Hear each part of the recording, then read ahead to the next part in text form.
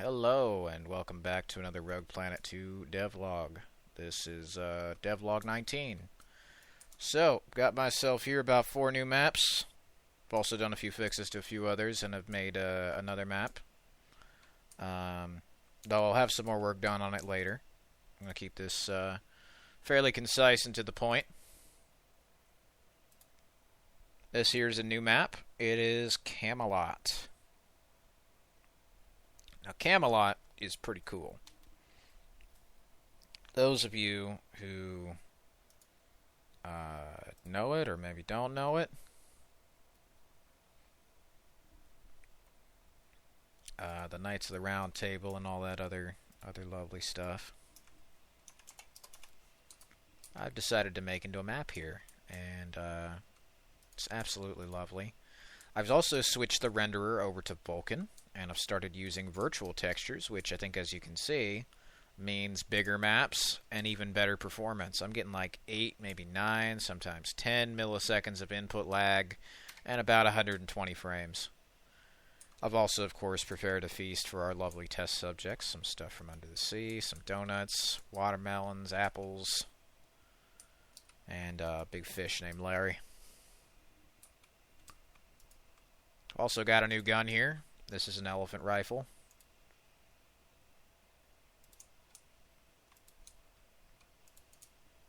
So I'm going to kill some of these motherfuckers.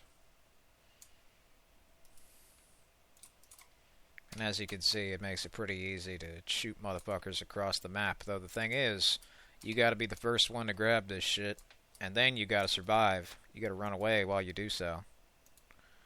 Because I don't know about you, but they definitely will shoot to kill. Now, I don't know about me, but I'm absolutely shit. My aim sucks. So anyway, yeah, Vulkan and virtual textures. It's a system that was used in Doom 2016, Rage, Wolfenstein, The New Order, Old Blood. Games that still look pretty decent and perform very well thanks to their use of the virtual texture and Vulkan APIs.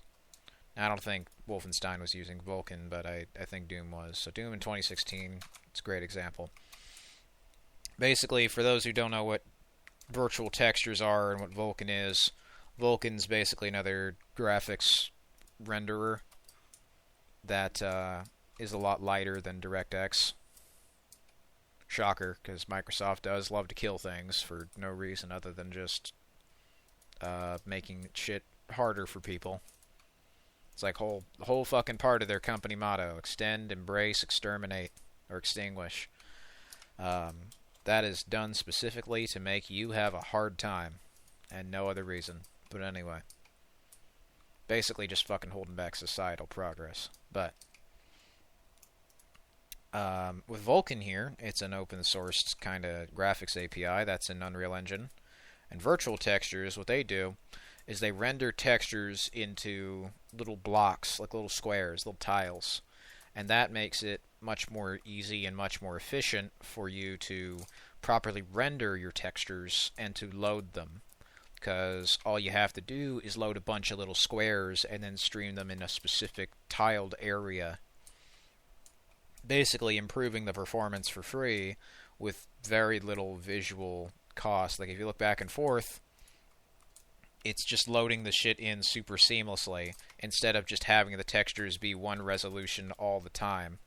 Because you think about it, you don't really need that. Like, if I look at that and then I look at that, they load in the higher quality textures when I'm looking into them, pretty much. It's like a level of detail system for textures.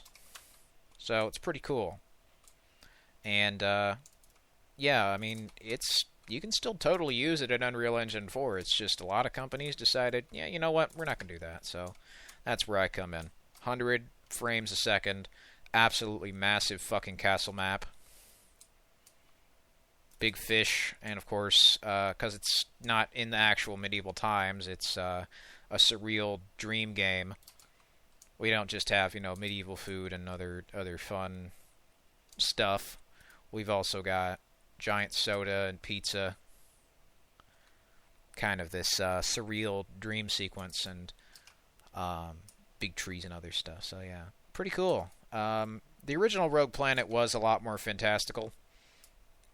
I think for those of you who were paying attention to the first game, and for those of you who actually played it, you'll notice that usually the indicator that someone was having a hallucination was the world was abnormally large, like this case. This shit's so fucking large, you'd need like 4 or 5 motherfuckers to stack on top of each other just to open the door. And then, actually, no, you'd probably need like about 8 of them. You know, you'd need 4 to hold them up. They need to form themselves in a giant pyramid, kind of like them big-ass tents here. These tents are more reasonably sized, but the rest of it isn't. And that's kind of to highlight that your characters are not seeing the world for what it really is. Like, something's off. It's a dream, or it's a hallucination. But as you've seen, in the first game, just because something is a dream or a hallucination doesn't mean it's not real. In fact, quite the contrary. Imaginations can be very, very powerful things that inspire reality. And change it for the good or for the worst. Like, imagine if the world was constantly contorting and shifting based upon somebody's emotional state. That could be dangerous. What if that person wasn't exactly the most sane? Maybe you're following my train of thought here. But regardless, I'm going to show you the zombie version of the map. So the zombie version of the map is actually including a different time of day. It's a stormy night. And it also has the elephants from the Colosseum. And not just the elephants from the Colosseum, but it also has regular zombies too. Now, as a result of that, it does take a little bit of a hit to the frame rate. But as you can see, it's not too much. It's about, I don't know, like 10 frames. 10, maybe 20. It does depend upon how much shit's actually happening, where you are in the map. Like, if I go to the middle of the map, that's where the frame rate kind of tanks, because it has to load in the most amount of stuff. But as you can see, it's still roughly hitting about 100 frames a second on 10-year-old PC hardware, which that's pretty good. That's my idea, is if it can run at 100 frames on my computer, which is using DDR3 RAM of all things, and like a decade-old crazy high-end GPU, and a CPU from 2012, well, then that pretty much means that anybody with a brand new computer can play this shit no problem. And or the graphics can be lowered to a significant degree in which you could play this on a laptop with maybe a modest, if not really any GPU. Plus, I don't really care if you want to fuck up the visuals of my game to make it run. If that means some people are going to make the game look like Play-Doh and Minecraft just to get a playable frame rate, I mean, hey, so be it. That was kind of the one part of the first game, and why I even made it look like that. Also, you can see. When I go to low settings, I need to compile, so just give it a minute. But that was part of the fun of the first game, was that big-ass menu that I had. All of that shit could just change in real time. You didn't need to do anything except press a button, and the entire world was at your fingertips. I like that. Unreal Engine here, they can do that as well. And I do need to program and properly put in the functions for that menu, which is something that I'm working on. But let's say you're like me, you want to test the fucking low settings. You want to see how much of a frame rate that gets you. So, the shaders are going to compile here. I'm going to fucking give it a minute. But yeah, as you can see, we've disabled most of the shit. All the settings are kind of just set to the default Unreal Engine preset. Because what I want to do is not what Game Guru did, where you just have like everything set to low, everything set to medium, everything set to high, or whatever. I'm going to make a proper fucking graphics menu that you can properly sort of change around and all this other stuff, so that'll be fun. But anyway, I died, so let me just load back in, and I guess it's because I haven't fucking compiled the shit correctly. It's gonna lag a bit, but there we go.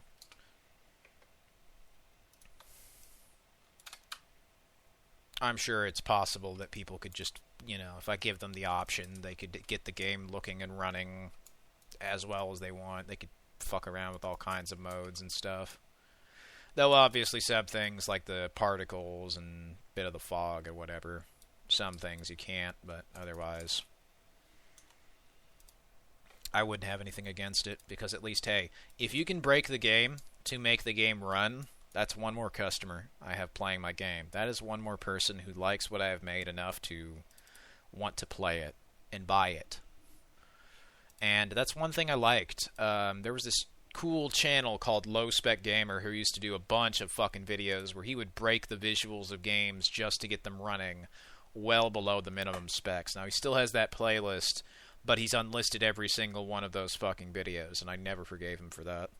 So, you better believe I go into that fucking playlist, yoink every single fucking video, because YouTube exterminates a lot of unlisted videos just because they, aren't public and making them money. So, they're already hidden, and then they just go out and, instead of just letting them sleep, they just take a shotgun and fucking shoot them. If you're unaware, the same shit happened to a lot of like PewDiePie videos and Video Game Donkey stuff around 2021 during COVID.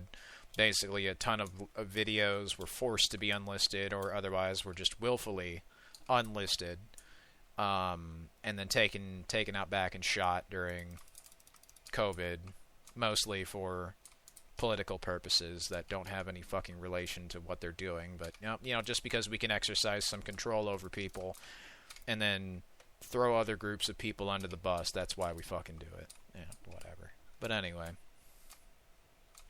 this here is a massive fucking cathedral.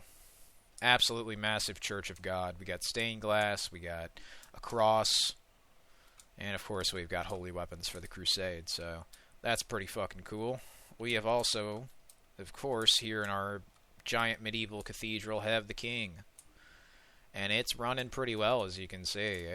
It's 100 frames a second, pretty much. Say, with the exception of when you get into combat. That's about like 80 or 90, but, hey, that's still pretty good. About 8 milliseconds of input delay.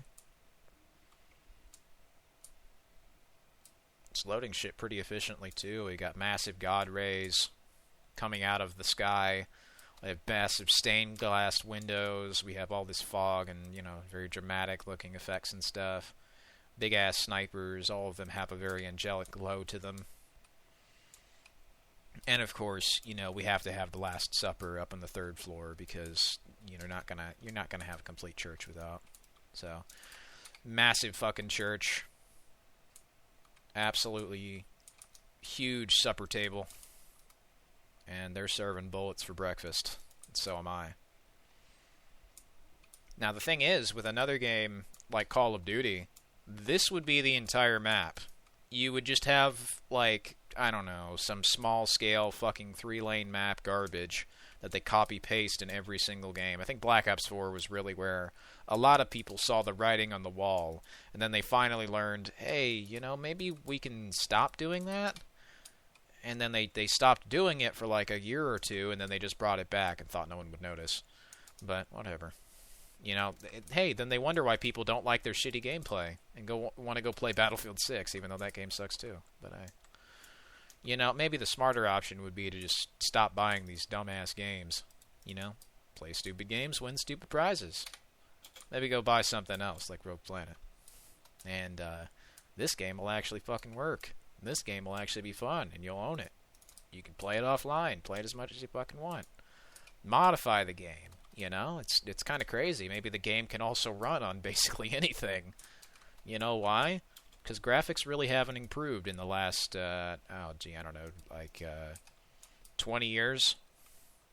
It's pretty much just been new shaders on top of Xbox 360 stuff. So, realistically, why did we abandon that if it didn't look any better? Like TAA, all this ray tracing stuff, AI, it really isn't better. It's just different. So, what would you prefer? Better or different? I think everybody would prefer better. And if I can fucking make better and make better cheaper, well, I am going to absolutely do what they are not going to do. While I have the tools and the opportunity to do it. They're like, here's all of this stuff we're not going to do, But also at the same time, here's a whole list of tools that can make you do everything that we're not able to fucking do because we can't even decide if we want to, advertise our game or not without having somebody's gender be the central focus of the fucking store with all these, characters and Care Bear shit. How would you do something relevant? How would you do something sort of, relatable? Oh, what's one thing that a lot of motherfuckers here in the South are into? Oh, yeah, Christianity. Religion, Their freedom's not being taken away from them. I think that's pretty good. The funniest thing is those freedoms do not go away unless you let them. So, the only right these motherfuckers have, now I shoot them with a sniper rifle, is right this way. There we go, headshot. But anyway, yeah, we got the king here. Pretty awesome. Duke Onklet is under attack by the evil forces of Ganon. So, holy weapons, massive god rays, other stuff. That's awesome. And of course there is an outside there. There's a big forest, so. You're not just out in the aether. There's not just nothing out there. There is a forest out there, although obviously you can't really see much past it because you have to make some sacrifices to get a frame rate that runs well. But yeah, like 120 frames, 100 frames on like decade-old computers with DDR3 RAM, it looks and runs as good as this. Hey, Epic Games, wake up. Fortnite looks like shit. Doesn't even run well on a fucking decade-old computer. Hell, I'm targeting something like a 5090 for the minimum settings. GTX 5090. Or not 5090, RX 5090. A GTX 1050 is what I mean. Or maybe like 960. I wonder if that can work. I don't know. That's why I'm going to do a public stress test of this. To see if you got a shitty old computer, or just an old computer that's been made abandoned by some company, well, can you run my game? Well, we're going to find out, I guess. So, alongside a Christian church, we of course have to have a demon church. Just for the sake of it. The whole game and a lot of the themes and stuff in the first game, and of course the second, are very Halloween-y, so I figure, hey, you know what? I think I should make a Satan church as well, because that'd be kind of funny. It'd also be pretty good for variety. So, since it's a zombie church, or a Satan church, the zombies are going to run around, and what better place to spawn them in from than up the stairs? When you come in, as you're going to see, we're going to have a big fucking parade of them coming on down. And there they go. So, yeah, like, usually the thing with Call of Duty, what they would do is they would just have, like, one big hall, and that'd be your whole map. Yeah, you don't get any verticality. You don't get anything like that. There's nothing more to it. Often is the problem. Or at least the problem I find. So, well, what's a great way to actually avoid this issue? Here's a great idea. Actually add some height, some power positions, some advantage, some interactive elements. Like, hey, you know why Halo is so successful? It's because you don't have loadouts. You actually have to explore the map, learn the shit, and find the stuff on the map. Even though it's not hard. It's like the weapons right here. And of course, because I made a patriotic American AK, or American, like, M4, I have to make a Soviet AK-47, the Communist Manifesto. And the name of the AK in the first game was the Rusty Soviet Rifle, so you can imagine the Soviet Union didn't disband with alternate history shit, so I'll talk about that more later, but pretty cool stuff I got. And this, of course, is the Death from Afar. So this here, instead of being the Last Supper, is No Supper, and there's Lady Lucifer. She's watching over all of us. Lady Lucifer, for those of you who don't know, was a cut character from the first game alongside her demon lieutenants. The game was a little bit more Doomish, where the whole premise was like you, Aurora, two other people were supposed to go around the world hunting demons, looking for the cause of well, why humanity was created, basically trying to learn what started humanity, why it was created, and how every single time without fail humanity is thrown into war simply because of, whatever it be. And as well as that, little campfire stories and other bits like that. So you were exploring the world together, as well as trying to stop a greater war from continuing, and you would have found out something probably fairly cheesy, where it was like, oh, it was the devil who was causing all of these wars, but only because she was doing something that the humans already wanted, but taking it to an extreme degree, or something like that. But, that would have been cheesy, it would have been predictable, it might have been fun, but there wouldn't have been anything more to it. It also would have been pretty boring and colorful, so you've already got a million games like that, you don't need another one.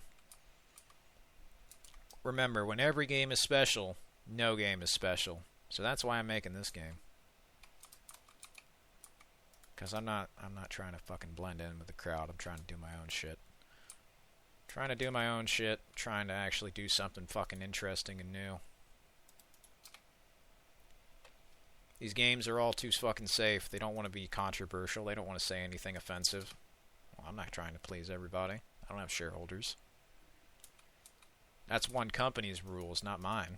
Oh, they have to make it so it doesn't work offline? No, they don't. They've chosen to. It's software. It's a piece of code. You're not going to run out of the number 3 the same way that if I sell you a fucking car, I'm not going to just randomly come back in the middle of the fucking night and steal it from you. Or at least, if I did that, well, hey, I'd be a smart businessman. I'd probably also be a video game salesman. But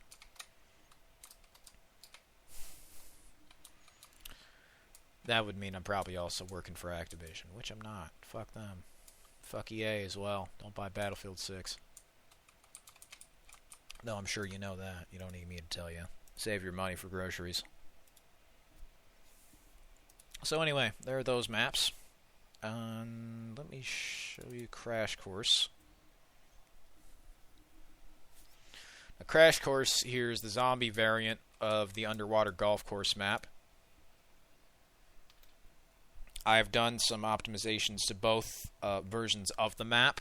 However, I didn't have a zombie version of the map in particular, so that's why I made one.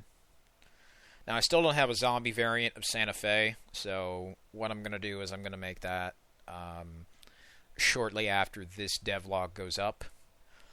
My plan is roughly to kind of finish the game for a technical stress test release, and get it working for that. So that way, when I have the game up, you can test it, and I'll probably put that stress test on itch.io or some other platform. That's yet to be determined, but basically I'm going to get the multiplayer up and running, get the networking up and running too, get all that shit done, and then make the zombie stuff, the zombie survival mode, gameplay, and all that jazz. So that should be fun. I'm going to just sneak on past you, buddy. Thank you. Anyway, I think he's kissing the car. So, those zombies fucking ganked that motherfucker. Excellent. Get wrecked. So, as we can see, there's also been a few optimizations. There aren't as many buildings, but there definitely still are some. I've also reduced the amount of seaweed in the kelp forest, which has overall kind of... It was a bit redundant to have like 70 when I could probably just have more like 7 and then get the same effect. So if I go over there, you're going to find out that, yeah, it basically looks the same, if not, maybe slightly less. But yeah, as you can see, it's like if you were to fall down there, you'd still... Yeah, you wouldn't be able to see through it much, but there was a wall back there. And you couldn't see that before. Now you can. It's like, well, why do I have a wall back there if you can't see it? So Now you can see the wall. I've also raised the wall so you can't see outside of the map, and it just looks like there's a fence there. And I've also lowered the scale of the fence because it was before going out a bit too far, which did cause it to render way, way, way too far out. It's also this big building. I've reduced the amount of grass over here, but I have increased the size of the grass, so it's a lot harder to camp over here in the grass. I mean, you still can if you want. You want to be a douchebag. It's the same deal with Call of Duty Ghosts. You know, you can camp in the fucking grass and be a dickweed. But eventually you're going to get spotted. Like, there's only so many places you can fucking camp. You want to hide in this grass? Yeah, I'm sure it's possible. But I'm sure they can also see your name tag, which is kind of one anti-camping measure I have included. Where, if you notice, if one person sees your name tag, they all see your name tag. Also, sword and hammer are stuck on the truck. Oh, you know why that is? It's because I forgot to put a blocking volume around this motherfucker, so... Hey, at least he woke up. They finally woke up. Hey, wake up, you two. But yeah, you'll notice... Usually what happens is if you see the character within your point of view, there isn't a mini-map, but you're definitely going to see their name tag. So it makes them easier to see, so they don't blend in too much. But obviously I want to have detail on the map, so... There we go. It's not too much of a, you know, dead giveaway, like Halo 4 or 5, or Black Ops 1, 2, or 3. Or, well, actually, Black Ops 3 and 4, where... in those games, you'll have, like, a fucking neon glow. They turn into fucking Hot Wheels or Transformers or some shit. They'll have, like, these fucking lights all over them.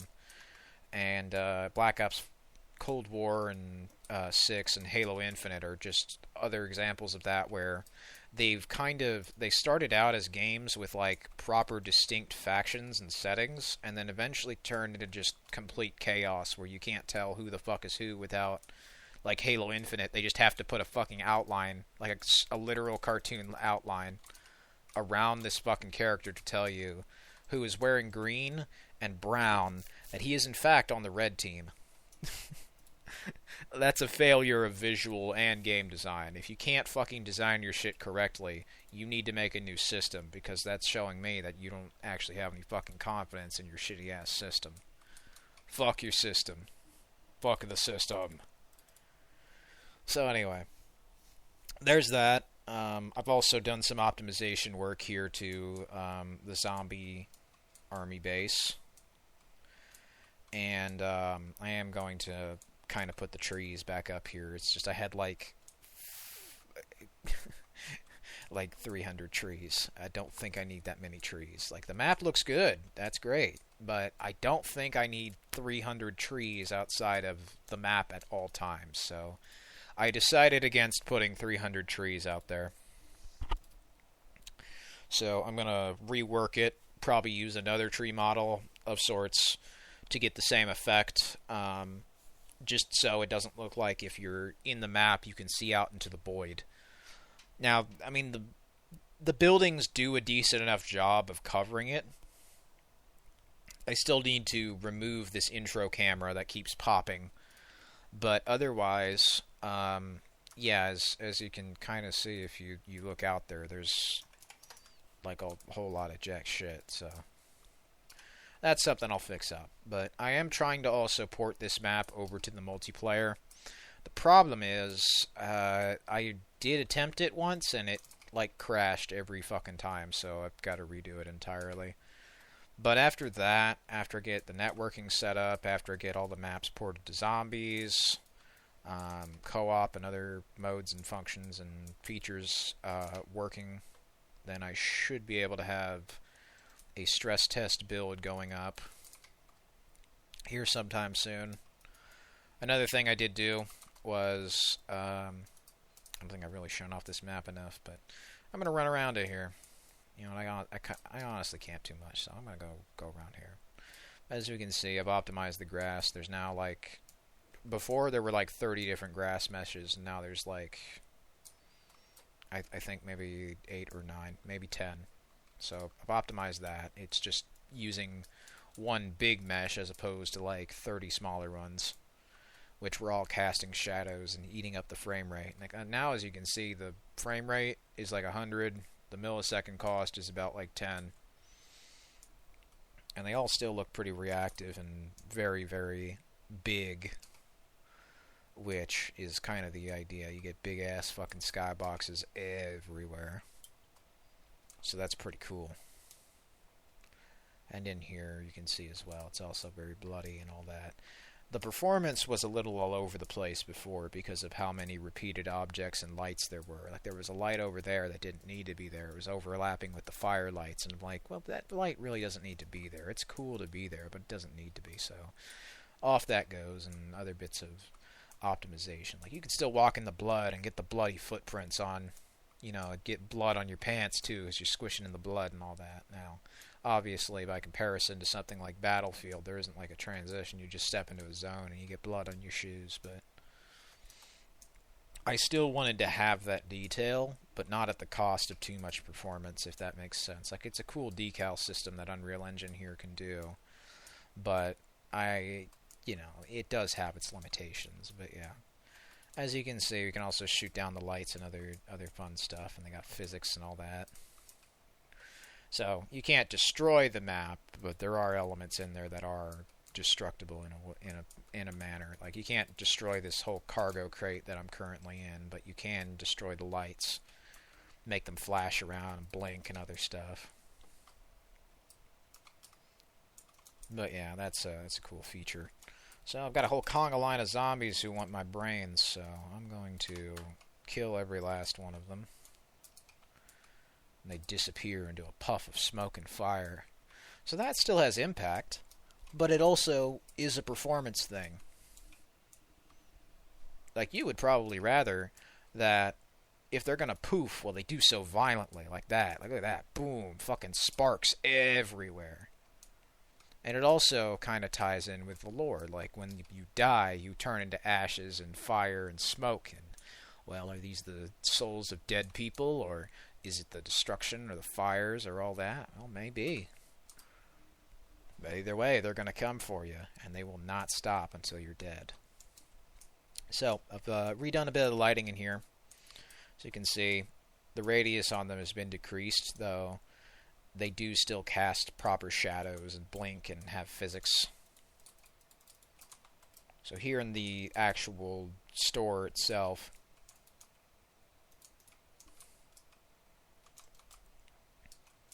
oh, boom. Oh, I got the nuke. Excellent. But here in the actual store itself, as you can sort of see, the lights do properly affect the shadows and all that stuff, so they do cast light still. I've also reduced the amount of copies of these that are on the actual shelves, because it turned out there were like 500. So yeah, that's going to kind of cut into the frame rate a little bit. Especially when they're all casting shadows and having a ton of lighting effects that need to be accounted for. But if I tone it down to maybe like 200, maybe 300, yeah, that's a little better. So there we are. This one I might actually increase the lighting radius on. Maybe one or two of these, but otherwise that's pretty good. If I go over to the gas station, you can see that the light here has been removed. I felt it was kind of redundant to have like two lights. You'd just have one here, you'd have one there, and then there's a light underneath the neon sign. Well, you don't need the neon sign to have a light underneath it. It is the light. So why am I having like multiple lights on top of each other? That's yeah, I just don't need that. So removed that, reduced a bunch of stuff, made it look and run a lot better. And thanks to Vulkan, with the virtual texturing system, it has improved the performance significantly with like very little or no visual performance difference. Now, I did try getting the Android renderer working, but I don't think that's going to happen. It's just so many effects would be broken, and it would require me to make an absolute ton of them from scratch, which is just a lot of work.